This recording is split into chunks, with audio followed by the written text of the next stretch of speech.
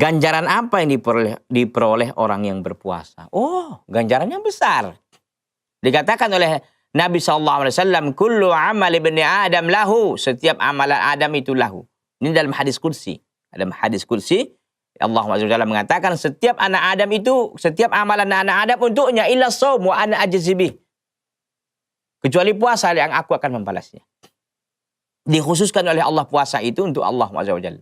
Dalam hadis lain dikatakan bahwa barang siapa yang melakukan ibadah puasa 1 hari, Allah akan jauhkan dari azab api neraka 70 masa, 70 musim. Kemudian juga dikatakan as-shaumu junnah. Puasa itu adalah perisai yang akan menghalangi kita dari panasnya api neraka. Belum lagi puasa itu adalah memiliki bau mulut yang bau mulutnya itu lebih wangi di hadapan Allah daripada minyak kasturi. Subhanallah. Belum lagi disediakan oleh Allah kepada orang yang berpuasa itu sebuah pintu surga yang disebut dengan babur rayyan.